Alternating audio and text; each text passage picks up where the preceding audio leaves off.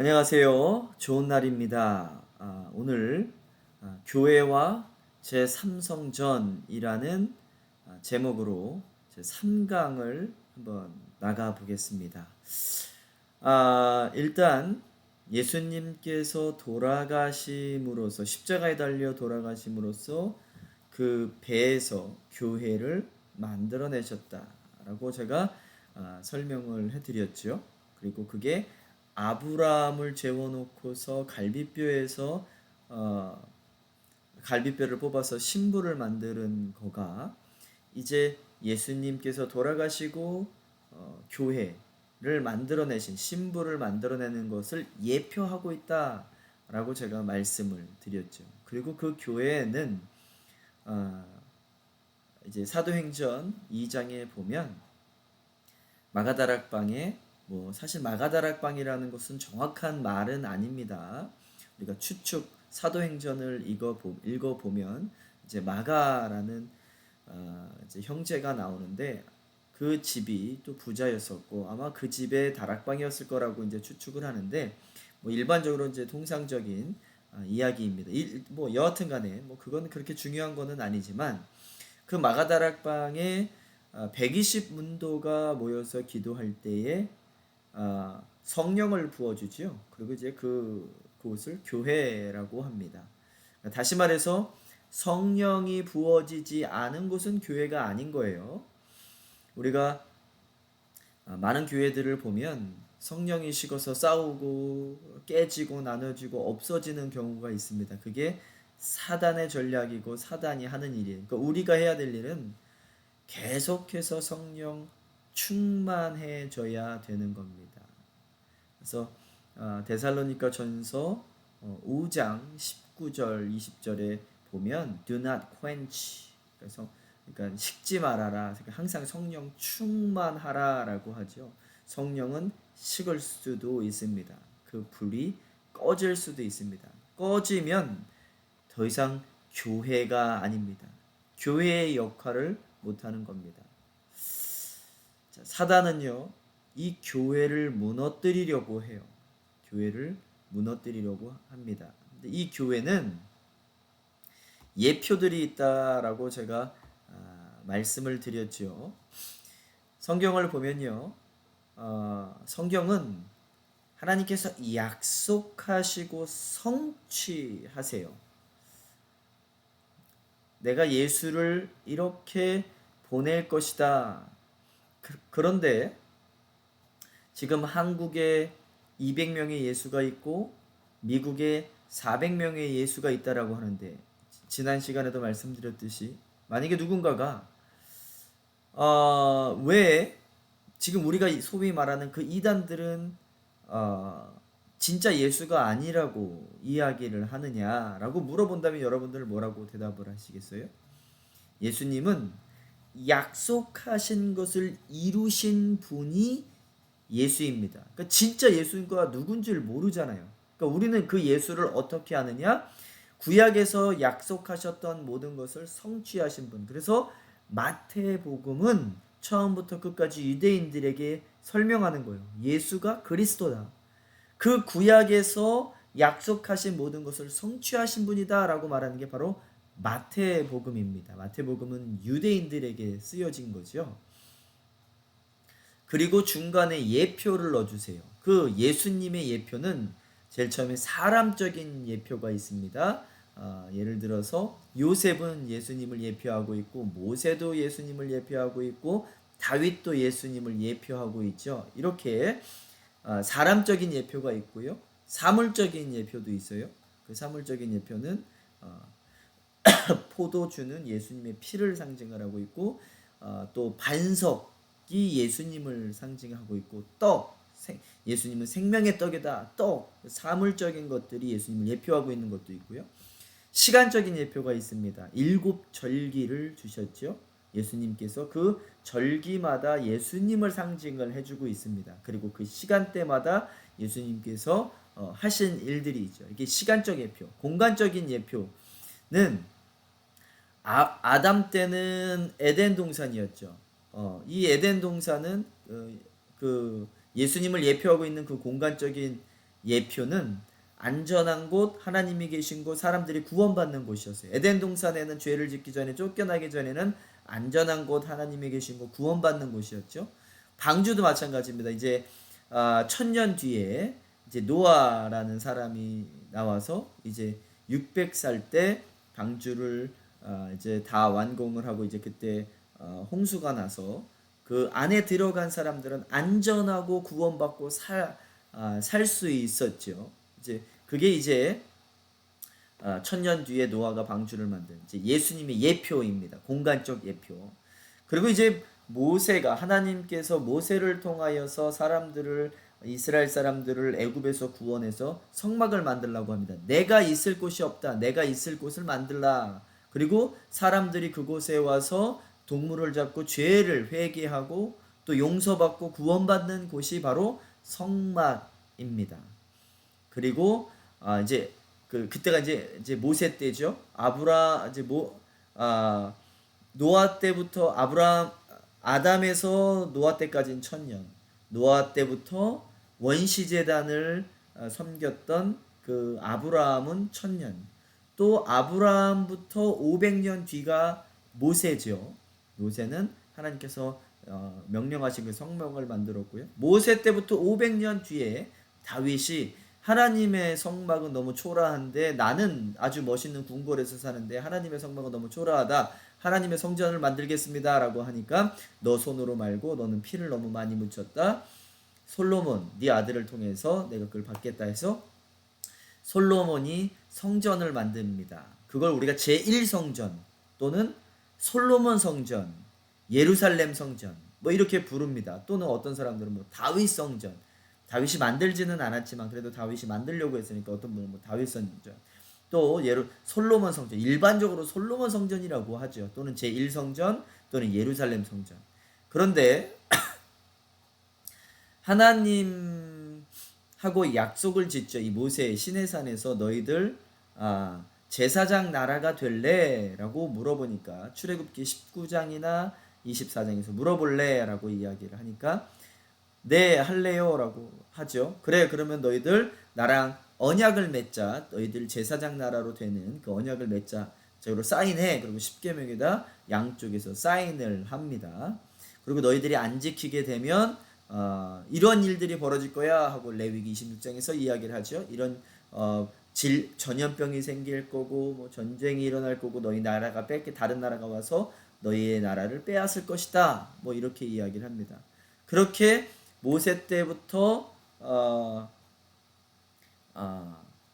1000년을 하나님께서 지켜봐요. 그런데 그 언약을 제대로 지키지 않습니다. 하나님을 잘 섬기고 그 제사장 나라의 역할이라 하면 다른 나라 사람들에게도 하나님을 죄송합니다. 전파하고 해야 되는데 그런 일들을 전혀 지키지 못하고 바알을 섬기고 이방신을 섬깁니다. 그래서 하나님께서 그 세 가지의 심판을 내리시죠. 그리고 맨 마지막 심판이 다른 나라가 와서 이 이스라엘을 멸망시킬 것이다. 그리고 바벨론이 와서 멸망을 시키죠. 그리고 그 성전을 무너뜨립니다. 그리고 70년 만에 다시 회복해서 하나님께서 예레미야에게 예언을 하시죠. 70년 만에 회복을 할 것이다. 그래서 그 70년 만에 그 바벨론으로 포로로 잡혀왔던 사람들이 고레스 왕을 통하여서 다시 돌아와서 성전을 지어요. 그 성전 두 번째 성전을 스룹바벨이 명령을 받고 고레스에게 명령을 받고서 와서 그 스룹바벨 총독이 와서 성전을 짓지요. 그 성전 이름을 스룹바벨 성전 또는 제2성전, 제2 예루살렘 성전이라고 합니다. 근데 예수님께서는 오셔서 그 성전은 다 나를 예표하는 것이다. 내가 실체고 내가 본체다 라고 말씀을 하시죠. 그리고 또 예수님을 예표하는 예수님의 몸된 교회를 남겨놓고 가십니다. 그러니까 우리는 예수님의 예표예요. 교회로서. 그러니까 사랑하고 또 예수님을 전하며 살아가는 그 예수님의 예표된 사람으로서 교회로서 살아가야 됩니다. 그래서 그 말씀을 어디서 하셨냐? 내가 성전이야 라고 말씀하셨던 건 요한복음 2장 21절. 그러나 예수는 성전된 자기 육체를 가리켜 말씀하신 것이라. 그러니까 그 성전은 예수님의 육체를 예표하고 있다라고 이야기하는 게 요한복음 2장 21절 말씀이죠. 사람들에게 이렇게 이야기를 하죠. 너희들 저 성전을 무너뜨려 봐라. 내가 3일 만에 세울 것이다 라고 하는 것은 그 사람들이 그래서 미쳤다라고 하죠. 저거 미친놈인데 저걸 몇십 년 만에 46년 만에 만든 성전을 자기가 3일 만에 짓겠다고?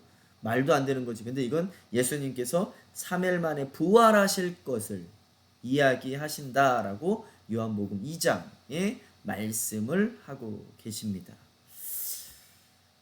자, 그래서 에베소서 1장 23절은 이렇게 이야기죠. 교회는 그의 몸이니, 교회는 그러니까 예수님의 몸, 그러니까 예수님을 말하고 있는 거예요. 교회는. 그러니까 교회에서는 싸워서도 안 되고, 나눠져서도 안 되고, 깨어져서도 안 됩니다.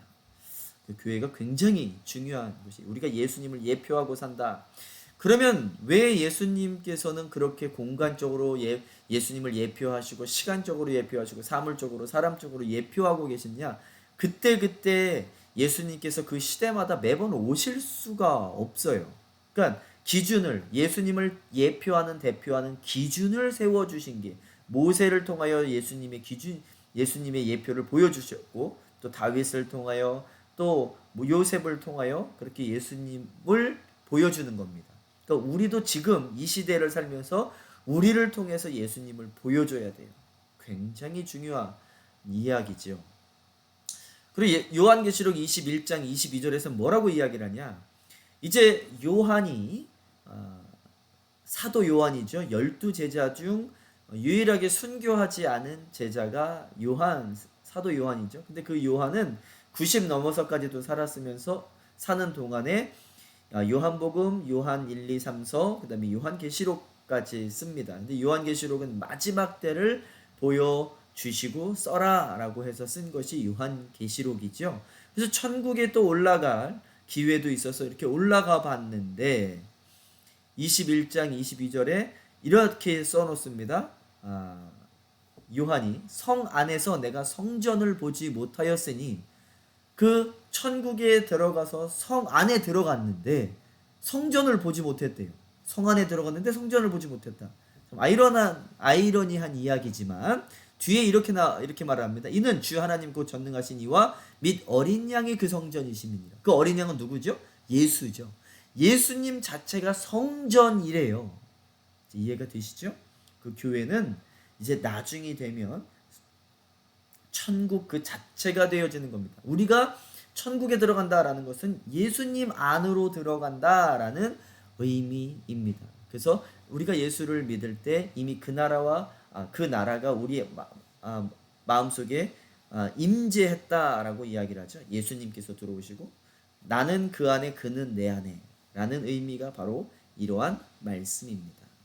자, 그런데 문제는 제2성전까지 세워놓고서 없앴어요. 제2성전은 로마 타이르스 디도 장군한테 이제 완전 멸망을 당하지요. 그래 놓고서 이제 예루살렘 성전은 더 이상 없습니다. 자, 그럼 질문. 우리에게 예루살렘 성전이 필요한 거야, 안 필요한 거예요? 안 필요합니다. 왜요? 그 실체이시고 본체이신 예수님께서 이 세상에 오셨는데 제3성전은 필요가 없어요. 그리고 예수님께서 돌아가시고 다시 승천하시면서 부활하셨다가 승천하시면서 남겨놓고 가신 교회, 건물은 아닙니다. 교회는 건물을 이야기하는 것이 아니라 우리 믿는 사람들의 공동체를 이야기하고 있는 거예요. 그 공동체가 이제 교회예요. 더 이상 제3성전이 필요하지 않아요. 그런데 누군가가 제3성전을 만들려고 합니다. 누가 만들려고 하느냐? 이스라엘 사람들은 주위시 사람들, 유대 사람들은 예수님을 믿지 않기 때문에, 그 사람들 중에서도 예수 믿는 사람들이 있지만 대부분의 사람들은 예수를 안 믿죠. 아직도 그 그리스도가 오지 않았다. 그러니까 예수 자체를 믿지 않는 거예요. 근데 그 사람들은 제3성전을 만들고 싶어 합니다. 로마 때 무너졌던, 완전 무너진 그 삼성전을 세우고 싶어 해요. 그런데 그것을 힘 있는 사람이 내가 만들어 줄게 하고 이렇게 말한 사람이 있어요. 그 사람이 누구냐? 도널드 트럼프 대통령이 2017년 12월 7일 날 공식 선언을 해요. 한 나라의 수도가, 그러니까 이스라엘 수도가 원래 텔아비브예요. 텔아비브. 저 바닷가에 있는 요 텔아비브입니다. 요 텔아비브. 이스라엘. 여기가 이제 이스라엘이죠. 자, 여기 텔아비브의 수도가 있는데 여기 수도를 자기 마음대로 예루살렘으로 옮기겠다.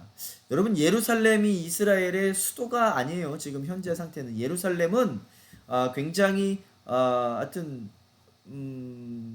분쟁이 있는 그러한 장소입니다. 조금 이따가 설명을 해드리는데, 여하튼 간에 한 나라의 대통령이 자기 마음대로 이스라엘 사람들에게 텔아비브에 있는 수도를 예루살렘으로 내가 옮겨줄게, 그리고 공식적으로 선포를 했어요. 선언을 했어요. 웃긴 이야기지요. 근데 이스라엘 사람들은 일단 좋아하고는 있어요. 예루살렘에 원래 자기들이 수도, 옛날부터 다윗 때부터 수도였었는데 그러지 못한 상황에서 트럼프가 그렇게, 미국이 센 나라잖아요.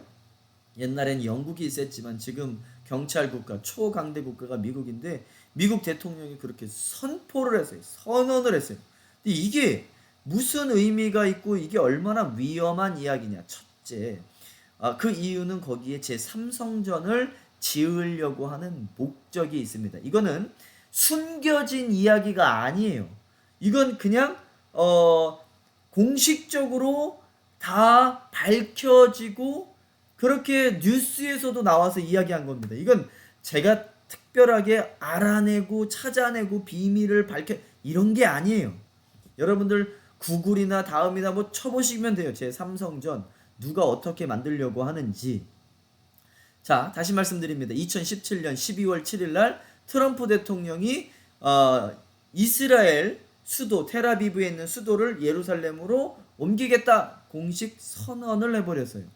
다시 말하면 이게 웃긴 상황이긴 해요. 일본 수상이 또는 다른 나라 대통령이 우리나라 수도를 서울에서 평양으로 옮기겠다 뭐 이런 내용이랑 같아요. 근데 우리는 그렇게 되면 싫어하겠지만 이스라엘 사람들은 그걸 바라던 사람들에서 일단 좋아는 하고 있는데, 그럼 국제 정세는 어떠냐? 자, 일단 진짜 그렇게 2017년에 선언을 하고 2018년 그 다음 해 5월 14일 날 미국 대사관을, 텔아비브에 있는 미국 대사관을 예루살렘으로 이전해 버렸어요. 왜요? 자기가 그렇게 예루살렘이 이스라엘 사람들의 수도라고 선포를 했으니까 자기네 그 대사관이 수도에 있어야 될 거 아니에요? 그러니까는 그냥 예루살렘으로 이전을 해버렸습니다. 굉장히 의미가 있는 이야기죠. 자, 그리고 다른 나라들도 그 이스라엘에 있는 다른 나라 대사관들도 예루살렘으로 옮겼어요. 그렇게 트럼프가 미국 대사관을 예루살렘으로 옮긴 다음에 다른 나라들도 그렇게 옮기기 시작을 했습니다. 근데 이게 얼마나 위험하고 잘못된 것인지, 이 트럼프의 선언은요 국제법상 위반이에요. 왜 그러면 거기는 분쟁 지역이라고 특별 구역으로 전 세계 유엔이 지정해 놨어요. 왜 그러냐? 이스라엘이 1917년에 벨푸어 선언을 통해서 1948, 우리나라는 1945년에 독립선언을 했는데 이스라엘은 1948년에 이제 독립선언을 건국을 합니다. 뭘 통해서? 벨푸어 선언. 그 몇십 년 전에 있었던 벨푸어 선언을 통해서. 이 벨푸어 선언이라는 게 무엇이냐? 1차 세계대전에 영국이 이제 전쟁을 치르는데 돈도 없고 이제 전쟁할 사람들도 필요하니까 유대 사람들이 돈이 많잖아요. 그러니까 유대 사람들한테 야 우리 전쟁에서 좀 이겨야 되는데 우리한테 좀 돈 좀 줘라, 후원 좀 해줘라. 그러면 내가 너희들 나라 찾아줄게. 여러분 지금 이스라엘 사람들은요 로마 때 나라를 잃고 지금 2000년 동안요 나라를 못 찾은 사람들이에요. 그 이유가 분명히 있지요. 하나님께서 하나님과 약속을 했어요. 좀 전에도 이야기를 했지만 너희들 제사장 나라 그 언약을 나랑 맺을래. 너희들 이 언약을 안 지키면 나라를 뺏기고 너희들 나라에 칼이 계속 쫓아다닐 거야. 이 얘기가 뭐 출애굽기나 레위기나 예레미야에 계속 나오고 있지요. 그리고 나서 그 언약을 안 지키니까 제사장 나라로서의 그 언약을 지키지 않으니까 하나님께서 그 나라를 멸망시키시고 찾아주지 않으시다가 이제 찾게 되었습니다.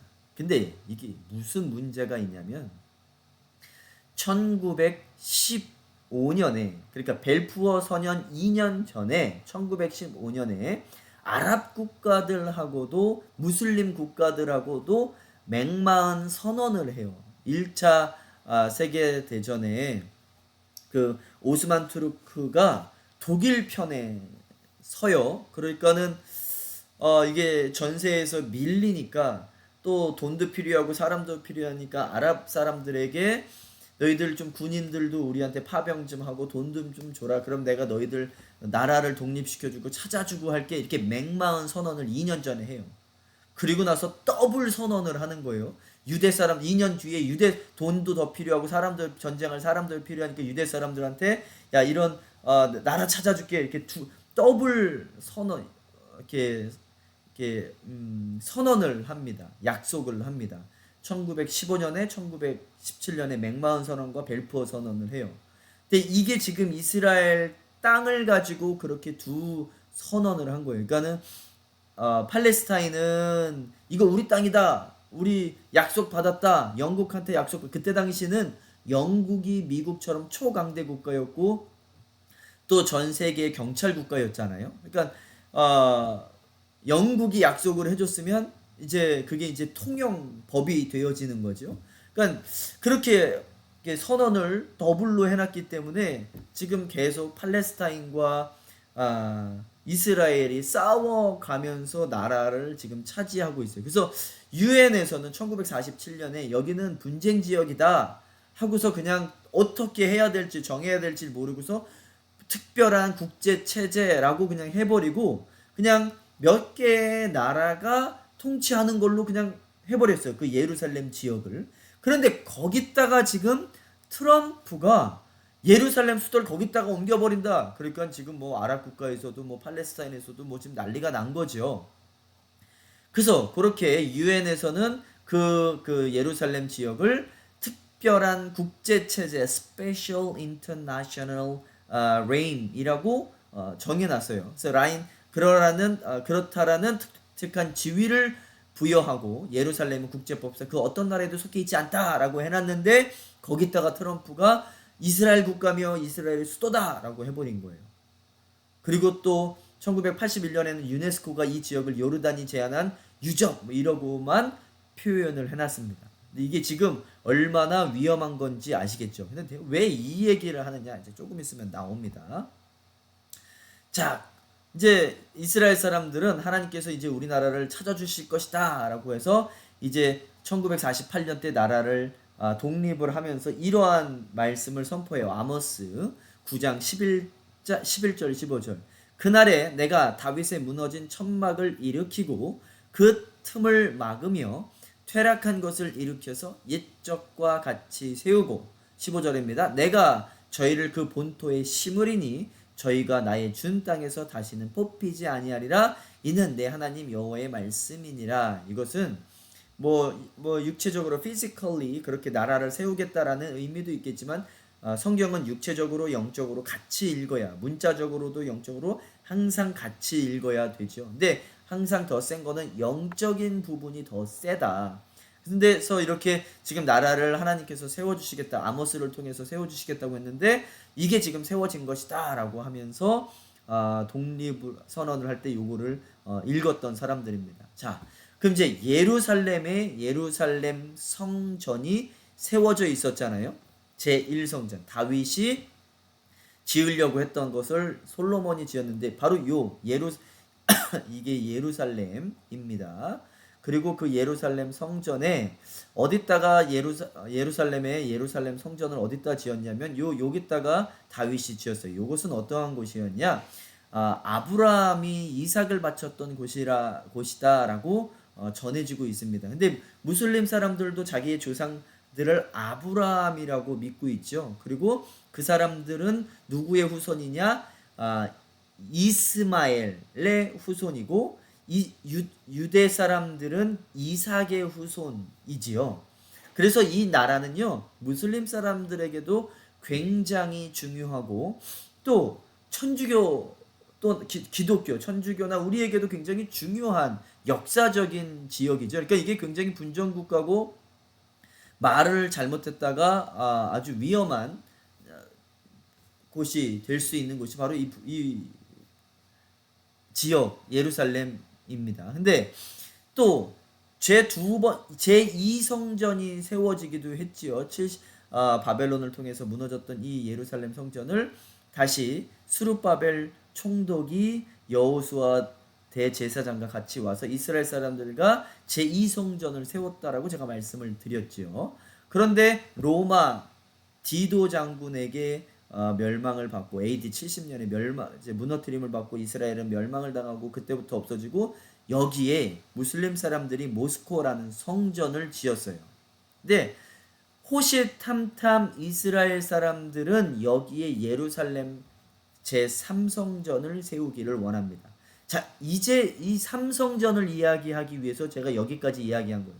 근데 이 3성전을 세우려면 무슬림 사람들과 전쟁을 하는 게 불가피합니다. 자, 그런데 우리 기독교인들, 우리 크리스찬들에게는 제3성전이 필요합니까? 안 필요합니까? 전혀 필요하지 않아요. 이 성전은 누구를 예표하던 거였다고요? 그냥 예수를 예표하던 것 그 이상도 그 이하도 아닌 거예요. 근데 그 본체이신 실체이신 교회의 본체이고 실체이신 분이 오셨어요. 그리스도예요. 예수님께서 오셨어요. 우리는 더 이상 제3성전이 필요하지 않았어요. 우리가 그리고 예수님의 몸, 교회가 되었죠. 그게 중요하지. 이 제3성전은 필요하지 않은데 여기에 주이시들이 이스라엘 사람들이 유대인들이 성전을 세우고 싶어 하는데 그걸 지금 누가 도와주고 있는 거예요? 트럼프가 도와주고 있는 거죠. 이제 트럼프가 그때 당시 지난 임기 때 여기다가 어떻게 빨리 전쟁을 일으켜가지고 여길 무너뜨리고 교회 제3성전을 세우려고 했던 것 같은데 하나님께서 막으신 것 같아요. 요번에 지금 트럼프가 대통령이 못 됐죠. 근데 미국은 2번 할 수 있으니까 이제 요번 다음 올해 11월 달에 미국은 대통령 선거가 있죠. 그때 또 출마를 하려고 합니다. 그러면 전쟁이 일어날지 어쩔런지는 모르겠지만 여기다가 제3성전을 세우고 싶어 해요. 그래서 어느 정도까지 진행이 되었느냐, 동전을 만들어 가지고 그걸 팔아서 기금을 해 가지고 돈을 모아서 여기다가 성전을 만들겠다 뭐 그래요. 조금 이따 나옵니다. 일단 이 지역은 예루살렘 인구의 37%는 아랍계예요. 61%는 유대계고 그 다음에 1%는 기독교입니다. 그리고 이게 이 예루살렘은 좀 나눠져서 통치 분할 국가로 되어 있는데 서쪽은 이스라엘이 동쪽은 팔레스타인이 점령하고 그리고 통치를 해요. 그러니까 지금도 계속해서 이스라엘과 팔레스타인이 싸우고 있지요. 예, 이렇게 싸우고 있습니다. 근데 지금 이 이스라엘 사람들은 이 예루살렘 성전을 갖기 위해서 지금 호시탐탐 노리고 있는데 트럼프가 도와주고 있다. 근데 이거 돈이 필요하죠. 그러니까 주화를 만들었어요. 트럼프가 주화를 만들어서 이 주화 좀 사줘라. 우리나라 올림픽 때도 주화를 만들었죠. 그걸 팔아서 돈을 기금을 하고 모아서 그걸 사용하고 하는 것처럼 이렇게 주화를 만들어서 발행을 해서 사달라고 전 세계 사람들에게 했죠. 그래서 2018년 4월에 미국 대사관을 텔아비브에서 예루살렘으로 옮기고 고레스 왕 얼굴이 새겨진 제3 성전 동전을 발행을 해서 팔았어요. 고레스는 누구냐? 조금 이따가 설명을 해드리겠습니다. 자, 이게 진짜 그럼 이런 동전이 있느냐? 있지요. 보세요. 이렇게 진짜 주화가 있습니다. 그리고 여기에 이렇게 트럼프 얼굴이 있고 고레스 얼굴이 있어요. 왜 고레스 왕이라는 사람을 그려놓고 자기 뒤에 자기 얼굴을 그려놨냐? 나는 고레스 왕과 같은 사람이야 라고 이야기하는 거예요. 이 고레스 왕은 어떠한 사람이냐? 제2성전을 세워준 사람이 페르시아 바사의 첫 번째 왕이었죠. 그래서 나는 이제 3성전을 지을 사람이니까 고레스 왕과 같은 사람이다 뭐라고 해서 이렇게 자기 얼굴을 만들어 놓은 겁니다. 예, 요거는 또 말씀드리지만 이게 뒤에서 쉬쉬하면서 가고 비밀적인 이야기를 제가 찾아내서 여러분들한테 말씀드리고 하는 게 아니에요. 이거는 그냥 누구나 다 알 수 있어요. 그래서 우리는 성경도 알고 세상의 정세도 알아야 돼요. 예수님이 정말 어느 정도로 가까이 오셨는지를 우리는 알고 있어야 됩니다. 자, 이렇게 진짜 실제적인 주화가 있어요. 그런데 이 고레스는 누구냐? 에스라 1장 2절에 보면 이렇게 말씀을 합니다. 바사왕, 지금의 말로는 페르시아죠. 바사왕 고레스는 말하노니 하늘의 하나님 여호와께서 세상 모든 나라를 내게 주셨고 나에게 명령하사 유다 예루살렘의 성전을 건축하라 하셨나니, 에스라 1장 2절에 보면 고레스 왕이, 바사의 고레스 왕이 하나님이 나한테 이렇게 명령했대요. 근데 세상의 다른 사람들은 이 이야기를 믿을까요? 안 믿을까요? 당연히 성경책에 나왔으니까 안 믿겠죠. 그런데 요 고레스 왕이 자기가 쓴 역사책에 그렇게 나와 있는 것들이 찾아졌지요. 고고학자들이 찾아냈습니다. 조금 이따가 그걸 말씀을 드릴 텐데, 그 전에 그러면 고레스 왕은 어느 나라 왕? 바사의 왕인데 바사의 역사는 어떠냐? 일단 우리가 다시 예레미야 시대 때로 돌아가야 됩니다. 하나님께서 모세를 통하여 이스라엘 사람들하고 어떤 언약을 맺었다고요? 제사장 나라 언약. 너희들 제사장 나라가 되어질래. 그럼 제사장 나라가 뭐라고 그랬죠? 제사장의 역할은 뭐예요? 사람과 하나님을 연결시켜주는 사람입니다. 제사장 나라는 하나님을 안 믿는 나라와 하나님을 연결시켜주는 나라예요. 우리도 제사장이죠. 그러면 우리는 안 믿는 사람과 하나님을 연결시켜주는, 다시 말해서 전도해야 되는 사람들이에요. 굉장히 중요합니다. 그런데 1000년 동안 모세 때부터 다윗 때까지 500년, 다윗 때부터 예레미야 그 멸망, 이스라엘의 멸망 시기까지 500년, 총 1000년 동안 하나님께서 지켜봤는데, 하나님께서 이스라엘 사람들이 그 제사장 나라 언약을 전혀 지키지 않는 거예요. 다른 나라 사람들에게 하나님을 전파하기는커녕 자기네들도 하나님을 제대로 안 믿고 있어요. 제대로 안 믿는 게 아니라 바알 신을 믿고 뭐 아말렉이 믿는 신을 믿고 아주 음란한 신들을 믿으며 살아옵니다. 그러니까 하나님께서 1000년을 지켜보다가 더 이상 안 되겠다. 너희들 이 언약을 안 지키면 레위기 26장에 이렇게 말씀을 하셨다라고 그랬죠.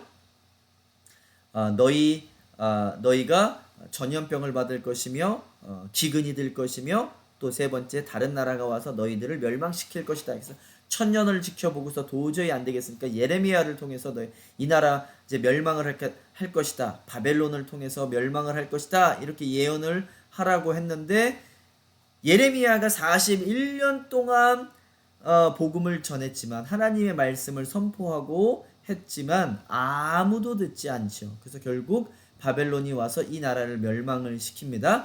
바벨론 전에는 이 전 세상의 헤게모니를 패권을 누가 잡고 있었냐? 아수르가, 그 유명한 아수르가 잡고 있었죠. 그래서 이 아수르 그때는 이미 이스라엘이 북이스라엘과 남유다로 나뉘어졌을 때였습니다. 그래서 BC 722년에 아수르가 와서 북이스라엘을 공격해서 멸망을 시킵니다. 북이스라엘의 왕은 19명의 왕이 있는데 그 중에 선한 왕은 단 한 명도 없었다. 선한 왕이라 하면 도덕적으로 윤리적으로 아주 거룩한 왕을 이야기하는 것이 아니에요. 선한 왕이라 함은 하나님을 믿고 섬겼던 사람을 선한 왕이라고 하는데, 그 하나님을 믿었던 왕이 단 한 왕도 없었다라는 거예요. 이제 남유다는 총 왕이 20명 있었는데 그 중에 선한 왕, 다시 말해서 하나님을 믿었던 왕이 8명 있었습니다. 8명. 네. 하여튼 그 기간 동안에도 사람들은 하나님께 돌아오지 않고 계속 이방 신을 믿었죠. 그래서 하나님께서 내가 더 이상은 안 되겠다 해서 내 바벨론을 통해서 너희를 치리라. 그래서 1차 침공을 합니다. BC 605년에 1차 침공을 해요. 그 다음에 바벨론이, 그러니까 그때 당시는 이제 바벨론이 커져서 아수르를 치면서 605년에 이스라엘도 같이 침공을 해요.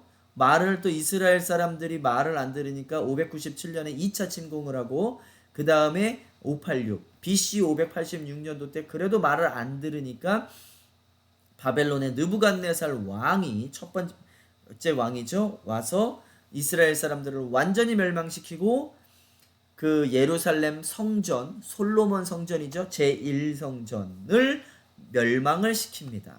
그리고서 멸망을 시키고서 이스라엘 사람들을 포로로 잡아가지요.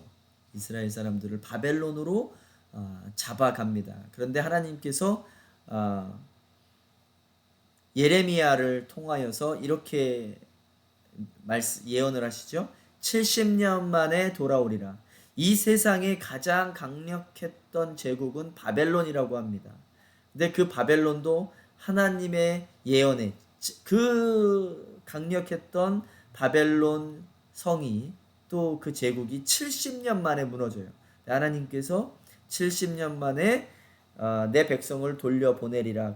그리고 성전을 짓게 하겠다라고 예언을 하시는데, 그래서 예언을 하는데, 그렇다면 세상 역사도 하나님의 예언에 쫓아가야 되겠죠. 이제 바벨론 다음에 전 세계의 헤게모니를 잡는, 패권을 잡는 나라가 바로 페르시아, 성경 용어로는 바사죠. 그 바사의 고레스 왕이 일어나서 바벨론을 멸망시킵니다. 그리고 이 포로로 잡혀왔던 이스라엘 사람들을 내보내서 예루살렘으로 내보내서 그 예루살렘 성전을 건축하라고 해요. 이게 지금 그 얘기예요. 에스라 1장 2절. 그래서 이제 고레스가 이렇게 이야기합니다. 하나님께서 세상 모든 나라를 나에게 주셨고 나에게 명령하사 유다 예루살렘 성전을 건축하라 했다. 근데 세상 역사가들은 성경에 쓰여 있는 말이니까 에이 말도 안 돼라고 했는데, 세상 고고학자들이 찾아낸 게 있습니다. 그게 뭐냐면 고레스의 원통 키루스, 또는 영어 발음으로는 사이러스 실린더라고 하죠. 이거를 고고학자들이 찾아냈어요. 안 믿는 사람들이죠. 하나님을 안 믿고 예수도 안 믿는 그러한 사람들이 찾아냈어요. 이제 고레스의 행적이 적혀 있는 그 고레스 원통 실린더스, 사이러스 또는 키루스 실린더를 찾아냈어요. 그리고 이거를 해석을 했는데 어떠한 말이 나오냐? 우리가 에스라 1장 2절에서 읽었었던 하나님께서 나를 통하여 이스라엘 사람들을 예루살렘에 보내서 예루살렘 성전을 짓게 하셨다라는 말이 여기에 나와 있습니다. 그래서 이제 세상 고고학자들이, 세상 사람들이 더 이상 그거에 대해서 할 말이 없죠. 요거는 영국의 대형 박물관에 전시되어 있습니다. 하나님의 역사는 사실이고 진실이고, 세상 역사를 이끄시는 하나님께서 전혀 세상 역사와 잘못 되어지지 않고 역사는 하나다라는 것을 말해주는 게 바로 이 고레스의 원통이지요. 자, 그래서 하나님께서는 예레미야에게 뭐라고 예언을 하시냐? 예레미야 29장 10절에 보면 여호와께서 말씀하시니라 바벨론에서 70년이 차면 내가 너희를 돌보고 나의 선한 말을 너희에게 성취하여 너희를 이곳으로 돌아오게 하리라.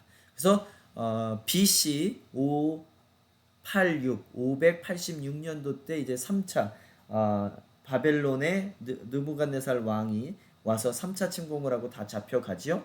그리고 돌아와서 516년에 그러니까 586-516을 빼면 70년이 되죠. 그러니까 516 BC 516년에 예루살렘 성전 두 번째 성전을 이제 짓게 됩니다. 그래서 이 바벨론이 페르시아에게 멸망을 당하고 페르시아 첫 번째 왕 고레스가 이스라엘 스룹바벨이라는 사람을 총독으로 세워서 이스라엘 사람들을 데리고 나가게 합니다. 그리고 돌아와서 성전을 짓는데 하도 빨리빨리 안 짓니까 BC 520년에 학계 선지자가 와서 막 닥달을 하죠. 너희들 빨리 하나님의 성전을 지어라 라고 해서 이제 516년에 완공을 하게 됩니다. 하나님의 예언은 정확하게 이루어집니다. 자, 그래서 에스라 1장 11절에 보면 이렇게 말씀이 나와 있습니다. 그 문그릇이 모두 5,400개라 사로잡힌 자를 바벨론에서 예루살렘으로 데리고 갈 때에 세스바살이 그 그릇들을 다 가지고 갔더라. 그러니까 바벨론의 느부갓네살 왕이 예루살렘 성전을 멸망시키면서 거기에 있는 모든 집기와 그릇들을 다 바벨론으로 옮겨놨는데 이제 페르시아 고레스 왕이 바벨론을 치면서 그 나라를 이제 테이크오버를 하면서 또 하나님의 음성을 듣고 그 모든 예루살렘 성전에 있었던 그릇과 집기들을 다 이스라엘 사람들한테 주면서 너희들 가지고 가서 그 성전을 세우라. 그래서 세운 성전이 제2성전 또는 스룹바벨 성전이라고도 부릅니다. 스룹바벨은 총독이라고 말씀을 드렸죠.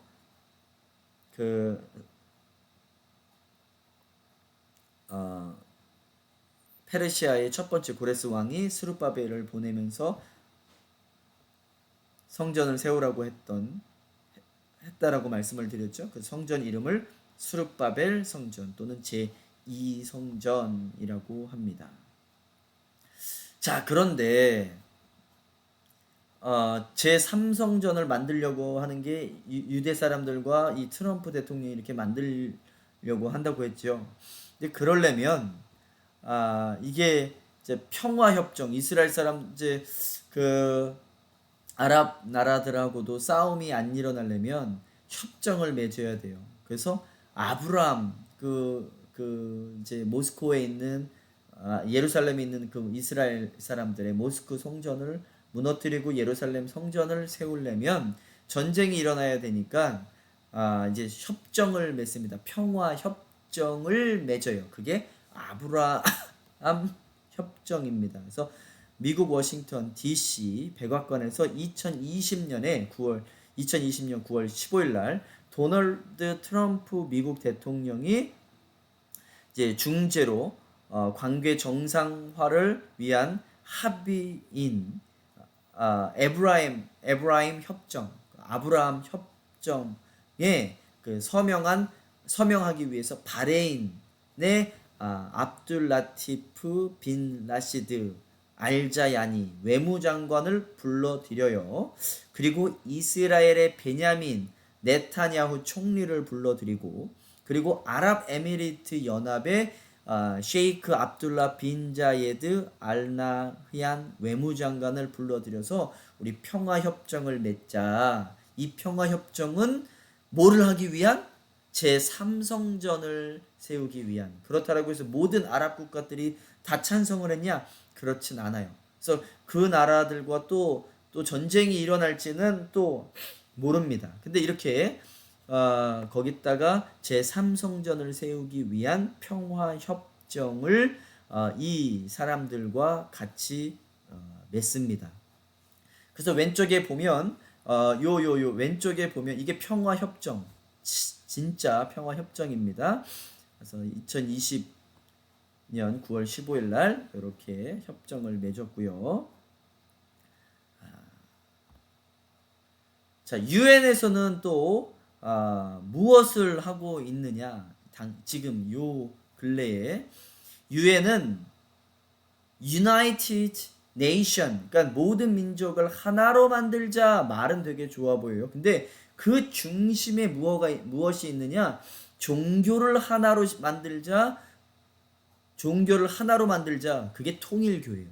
통일교도 모든 종교를 하나로 만들자라는 말이 통일교인데, 근데 유엔에서도 종교를 하나로 만들자. 그래서 이미 이렇게 모여서 모든 종교의 수장들이 나와가지고 하나가 되어지자. 그리고 종교 예배 시설을 하나 만들자라고 해서 기독교 교회와 이슬람교, 모스크, 뭐 유대교 사원들 뭐 이렇게 많은 사람들이 모여서 예배 시설을 종교가 하나가 되고 예배 시설을 만들자라고 협정을 맺었어요. 그래서 이게 뭐냐면 천주교 성당과 왼쪽이 천주교 성당, 그다음에 중간에 이슬람 모스크, 오른쪽에 유대교 회당을 이렇게 상징적으로 만들어 놓고서 하나가 되어지자라고 해서 아브라함 가족의 집을 이제 만들기 시작했어요. 그래서 2022년에 완공을 하자. 근데 결국 완공이 되어졌습니다. 여러분들 찾아보시면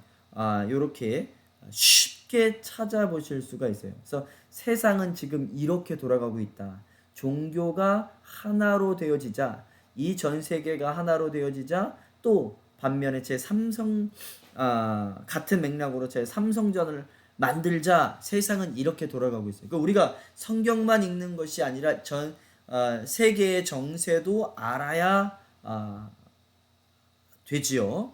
그래서 이 동전이 발행이 됐는데, 이런 가운데 이스라엘 아람에미리트의 수교를 기념하여 아브라함 평화협정 동전도 또 발행되어졌습니다. 네, 요 뒤에 보면은 잘 보셔야 돼요.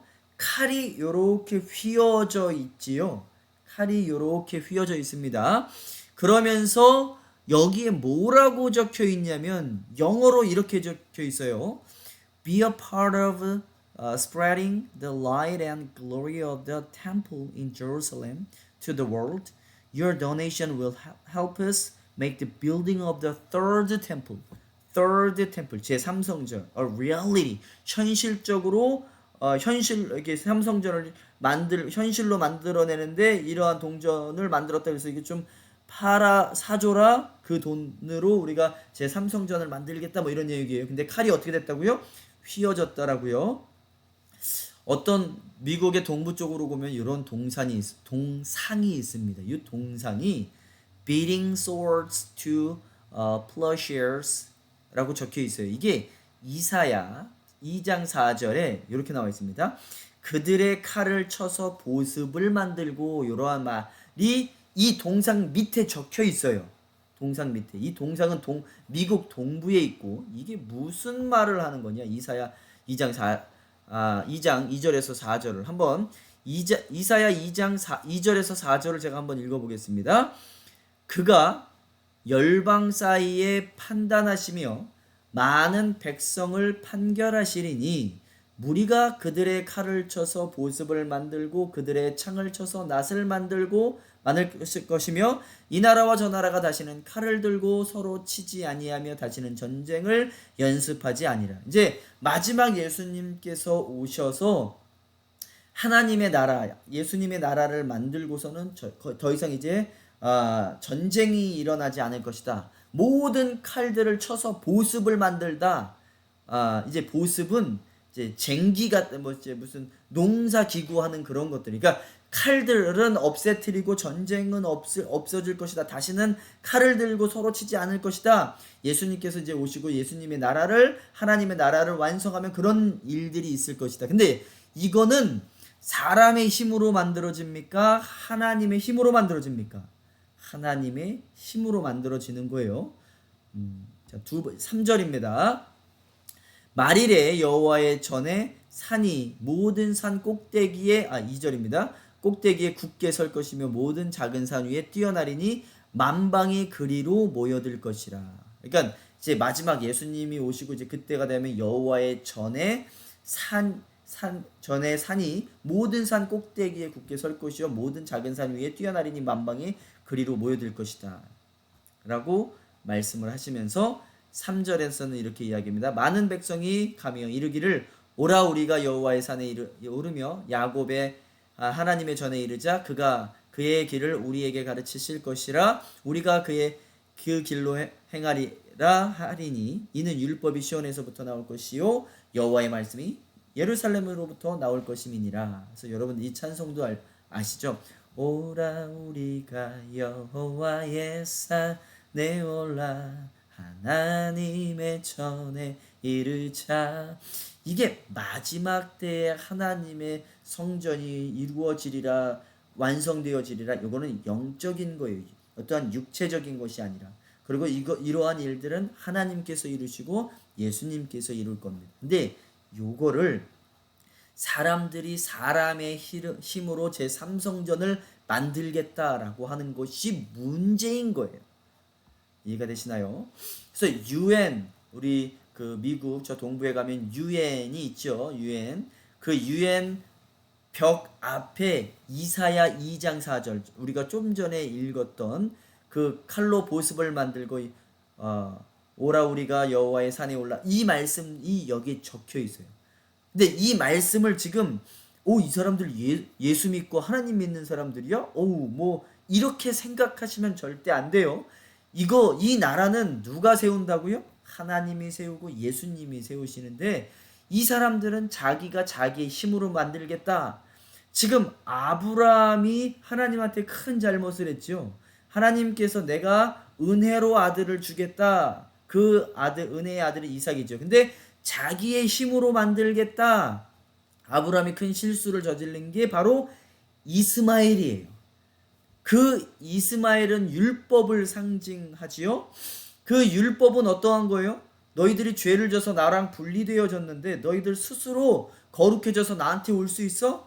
하면서 십계명을 준 거예요. 근데 십계명을 지켜서 하나님께로 돌아갈 수 있는 사람들이 있나요? 없나요? 단 한 명도 없지요. 오직 예수의 피로만 거룩해져서 하나님께로 돌아갈 수 있어요. 우리의 힘으로는 안 돼요.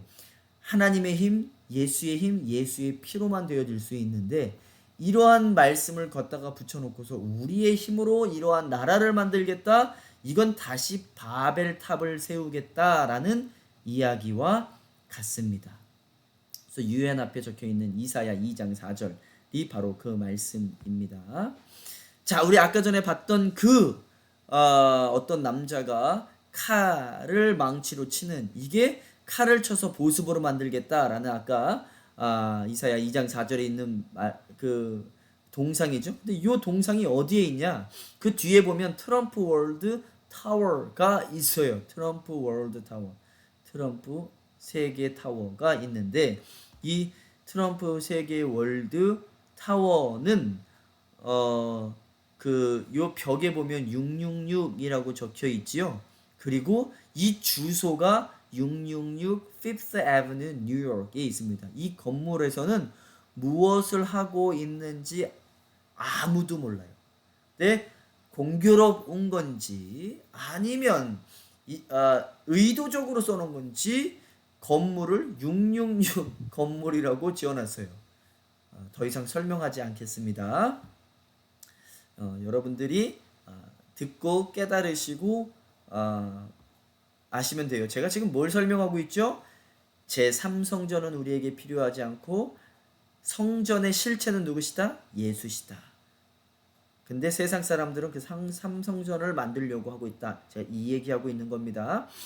예수님께서 우리에게 남겨주시고 가신 교회, 우리의 모임이지요. 우리는 항상 성령 충만한 교회가 되어야 된다. 이게 포인트예요.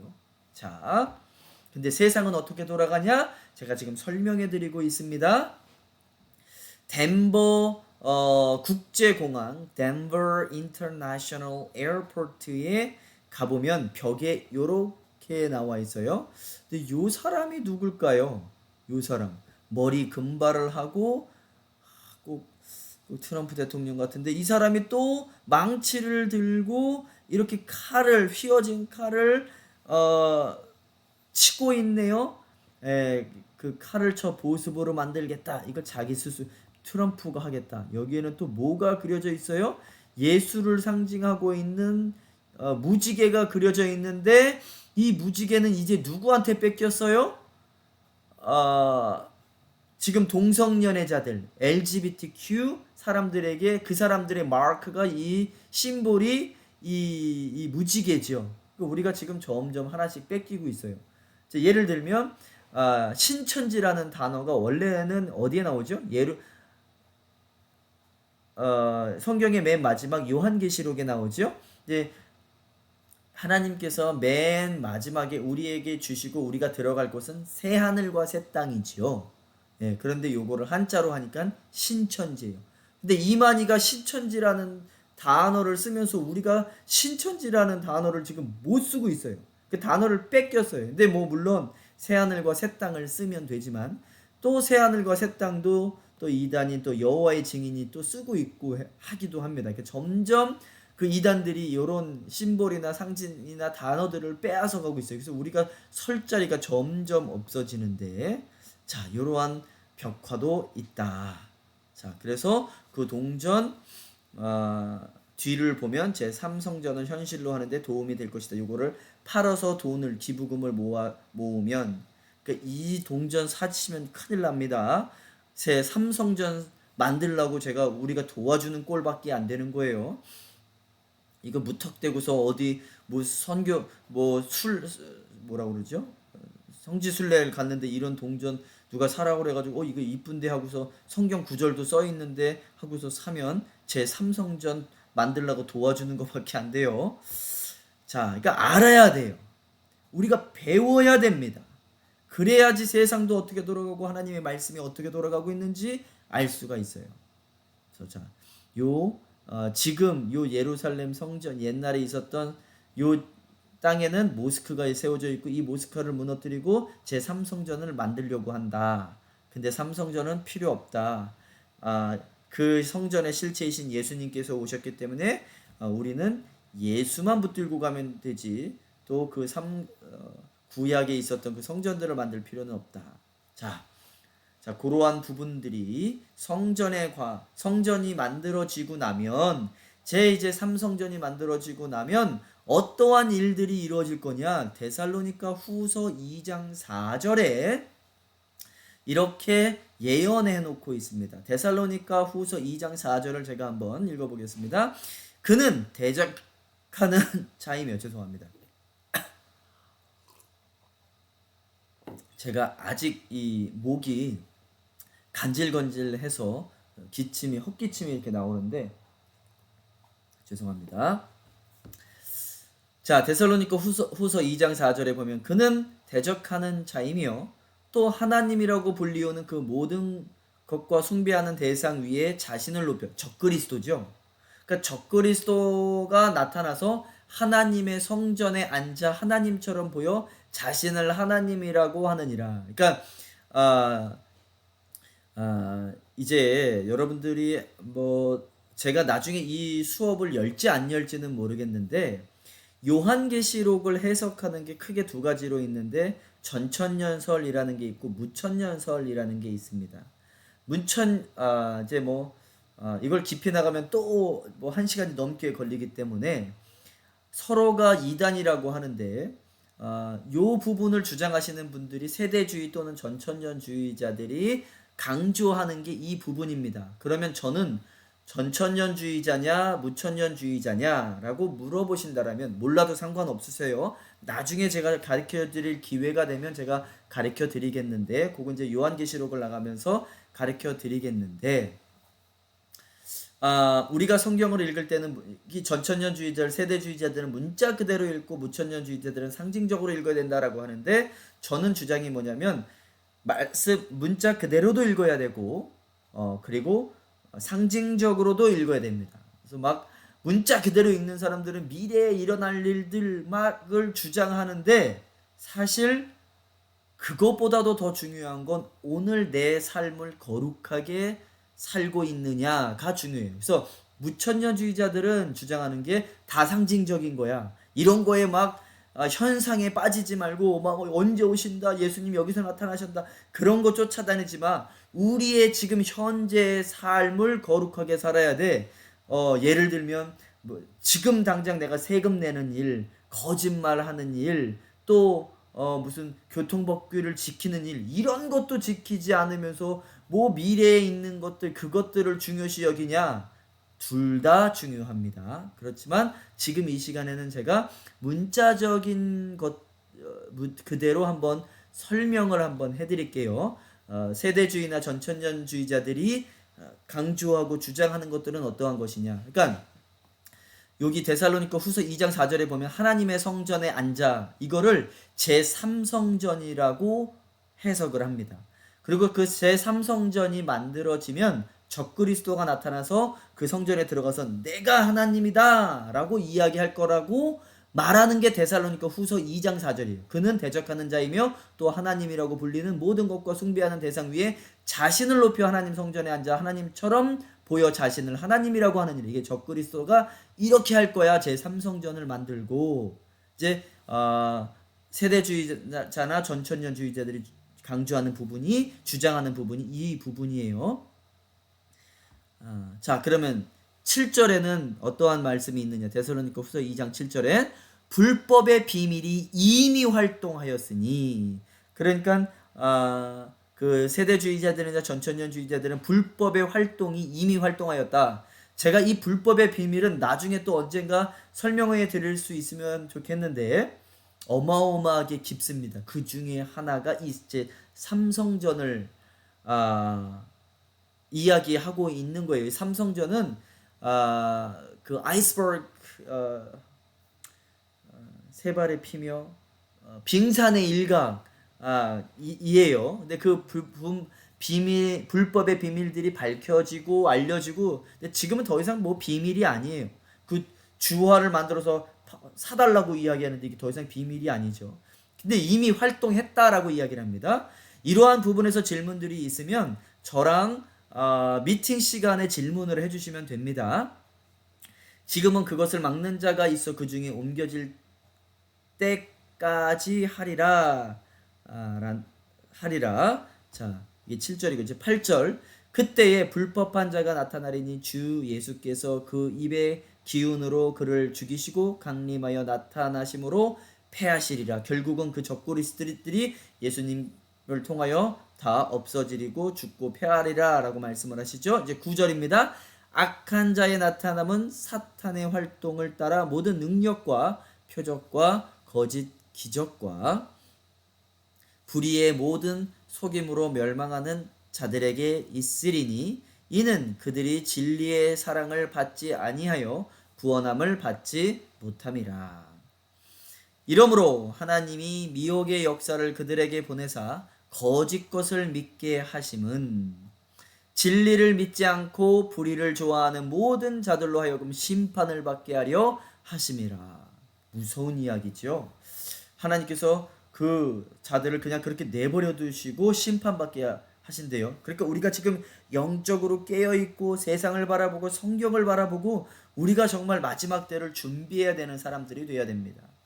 자, 데살로니가 후서 13장. 주께서 사랑하시는 형제들아, 우리가 항상 너희에 관하여 마땅히 하나님께 감사할 것은 하나님이 처음부터 너희를 택하사 성령의 거룩하게 하심과 진리를 믿음으로 구원을 받게 하심이니. 믿음으로 구원을 받는다. 우리 지난 시간에 구원받는 거 제가 설명해 드렸죠. 당연히 성령이 들어와서 성령이 통해서 내 입을 통하여서 주는 그리스도시라고 고백해야 되지만 우리 스스로 해야 될 부분은 혼은 뭘로 이루어져 있다고요? 지정의로 이루어져 있는데 그 지정의로 믿음을 굳건히 세워야 됩니다. 자, 그렇게 믿음으로 구원을 받게 하심이니 이를 위하여 우리의 복음으로 너희를 부르사 우리 주 예수 그리스도의 영광을 얻게 하려 하심이니라. 그러므로 형제들아, 굳건하게 서서 말로나 우리의 편지로 가르침을 받은 전통을 지키라. 우리 주 예수 그리스도와 우리를 사랑하시고 영원한 위로와 좋은 소망을 은혜로 주신 하나님 우리 아버지께서 너희 마음을 위로하시고 모든 선한 일과 말에 굳건하게 하시기를 원하노라. 자, 제가 계속 말씀하고 있죠. 세상을 분별해야 되는데 교회라는 이 컨셉 개념을 올바로 가지고 계셔야 돼요. 그리고 세상이 말하는 교회, 어떠한 교회냐? 제 삼성전 뭐 이렇게 이야기하고, 또 우리가 잘못 알고 있는 건물이 성전이다? 절대 아닙니다. 성령 받은 우리 모임이 성전이다, 교회다. 세상을 어떻게 구별해야 되냐? 마태복음 7장 15절, 거짓 선지자들을 삼가라. 양의 옷을 입고 너희에게 나오니 속에는 노략질하는 일이라. 여러분, 거짓 선지자들을 어떻게 알아보실 거예요? 제대로 알아보셔야 됩니다. 그때의 사람이 너희에게 말하되 보라, 그리스도가 여기 있다 혹은 저기 있다 하여도 믿지 말라. 이제 마지막 때가 되면 그리스도가 여기 있다 저기 있다 해도 믿지 말라고 한다고 했지요. 거짓 그리스도들과 거짓 선지자들이 일어나 큰 표적과 기사를 보여 할 수만 있으면 택하신 자들도 미혹하리라. 할 수만 있으면 우리들도 미혹하는데, 정말 우리는 깨어서 기도해야 됩니다. 그러므로 너희가 선지자 다니엘이 말한 바 멸망에 가증한 것이 적그리스도가 거룩한 곳에 성전을 이야기하죠. 제3성전을 말할 것이라고 어떤 사람들은 이야기한다라고 했죠. 것을 보거든 읽는 자들은 깨달을진저. 데살로니가 5장 3절, 그들이 이렇게 이야기한대요. 평안하다 안전하다 할 그때에 임신한 여자에게 해산의 고통이 이름과 같이 멸망이 갑자기 그들에게 이르리니 결코 피하지 못하리라. 그들은 거짓말한대요. 평안하다 안전하다.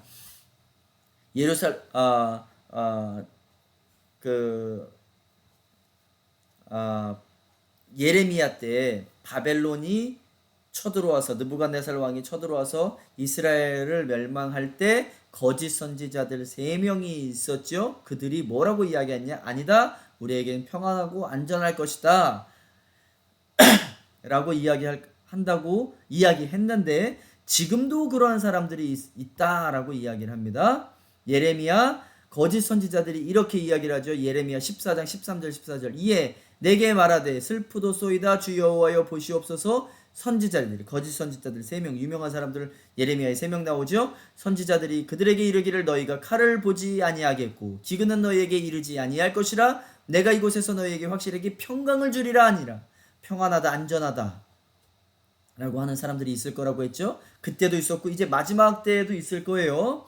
자, 이제 14절, 여호와께서 내게 이르시되 선지자들이 내 이름으로 거짓 예언을 하도다. 나는 그들을 보내지 아니하였고 그들에게 명령하거나 이르지 아니하였거늘 그들이 거짓 계시와 점술과 헛된 것과 자기 마음의 거짓으로 너희에게 예언하는도다. 데살로니가전서 5장 4절, 형제들아 너희는 어둠에 있지 아니하며 그날이 도둑같이 너희에게 임하지 못하리라. 너희는 다 빛의 아들들이요 낮의 아들들이라. 우리가 밤이나 어둠에 속하지 아니라. 우리는 빛의 아들들이라고 합니다. 낮의 아들들. 그러므로 우리는 다른 이들과 같이 자지 말고 오직 깨어 정신을 차릴지니라. 여러분, 정말 이 수업 잘 들으셨어요. 이 학교에 들어와서 이 하나, 제3강만 하나 온전히 얻어 가셔도 정말 정말 여러분들한테 유익이 있습니다. 오늘 깨어 있어서 성전이라는 게 뭐고 교회라는 게 무엇인지, 성령 충만해서 깨어있는 자들이 되어서 세상을 바라보고 성경을 읽으시기를 간절히 축원합니다. 데살로니가전서 5장 7절, 자는 자들은 밤에 자고 취하는 자들은 밤에 취하되 우리는 낮에 속하였으니 정신을 차리고 믿음과 사랑의 호심경을 붙이고 구원의 소망의 투구를 쓰자. 하나님이 우리를 세우심은 노하심에 이르게 하심이 아니요 오직 우리 주 예수 그리스도로 말미암아 구원을 받게 하심이라. 예수께서 우리를 위하여 죽으사 우리로 하여금 깨어 있든지 자든지 자기와 함께 살게 하려 하셨느니라.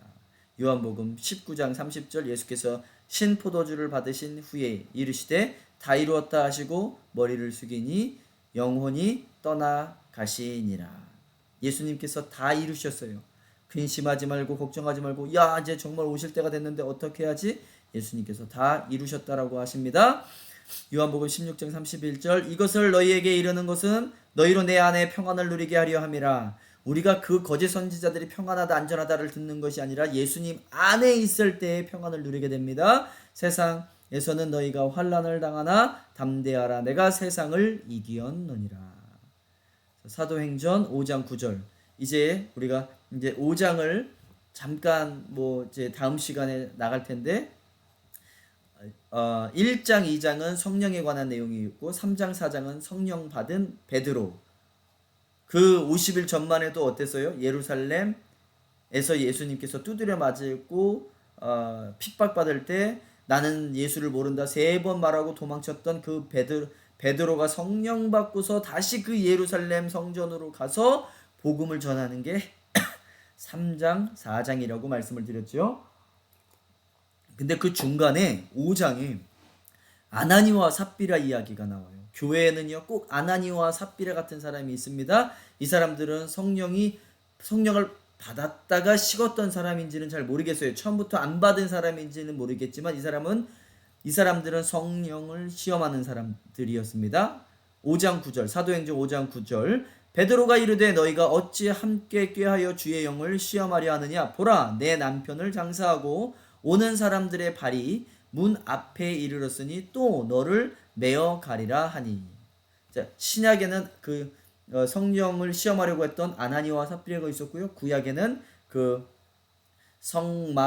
성전에서 그 하나님의 불을 이상한 불로 피웠던 나답과 아비후, 아론의 아들들이죠. 나답과 아비후가 있었는데 이들 또한 하나님을 모르고 무서워하지 아니하고 성령 충만하지 아니한 자들을 5장에서 이야기해 주고 있는 거예요. 사도행전 5장은 다 사도행전은 성령 충만하고서 성령 충만한 교회들이 어떻게 행하고 있는지를 보여주는 게 사도행전이지요.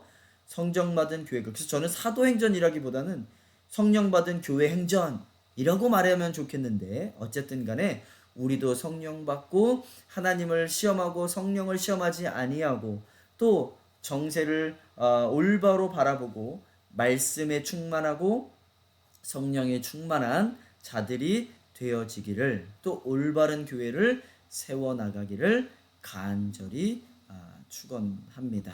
자, 오늘 여기까지 강의를 하는데 오늘 조금 길게 했습니다. 다음 강의에는 조금 짧게 하고요. 자, 과제에 대해서 조금 어려워하시는 분들이 있는데 제 강의를 카피해서 써놓는 것은 아니에요. 제가 대학원 때 교수님이 저에게 이런 얘기를 했어요. 저도 똑같이 그런 실수를 했습니다. 그러니까 이렇게 그렇게 강의를 해서 하니까 그 교수님이 저에게 미국 교수님이었는데 이런 얘기를 하시더라고요. 왜 너는 내 강의를 카피하냐? 네가 내 강의를 듣고서 네 삶 깊숙한 곳에 적용을 해서 끌어내라라고 이야기를 하시더라고요. 이 강의는 자기 자신이 정리해 놓기 위하여서 정리하고 요약해 놓는 건 좋습니다. 저는 마지막에 그랬어요. 강의가 너무 좀 정리를 해 놓고 싶어서 제가 스스로 이렇게 정리를 해놨는데 그것을 보내달라고 그것을 보내주셔도 상관없지만 뒤에 내 삶에 적용을 하는 겁니다. 근데 그 삶의 적용도 깊숙이 적용을 하는 거예요. 어떤 분이 숙제를 잘 만들어 주셨는데 그 잘 만드신 숙제를 저를 보내주시더라고요. 근데 아직까지 그게 기억이 나는 게 그 강의 내용이 악에 관한 것이었어요. 악. 그래서 이 악은 하나님으로부터 온 거냐, 나로부터 온 거냐, 사단이가 주는 거냐, 내가 이 악을 어떻게 이겨야 되냐, 그런 강의였는데 어떤 분이 쓰시기를 내가 길을 가다가 큰 돈을 주셨는데 이 돈을 내가 어떻게 찾아줘야 되는지도 모르겠고 지갑을 찾았다면 거기에 그 주민등록증이 있어서 찾아줄 수도 있을 텐데 이것을 어떻게 된 내가 갖고 싶은 마음이 들었는데 이게 악이냐 아니냐라는 것을 자기가 깊이 자기 삶에 적용을 해서 써 놓으셨더라고요. 그래서 교수님이 강의한 것들을 거기다 써놓기도 하고 그리고 자기는 이렇게 생각한다라고 페이퍼를 아주 잘 쓰셔서 A 플러스를 받은 것을 봤는데 그렇게 쓰시는 겁니다. 적용은 단지 제 수업을 듣고 좋았다 이런 일이 있었는데 성경 말씀을 읽어야 되겠다 그것 또한 적용과 실천이 아니에요.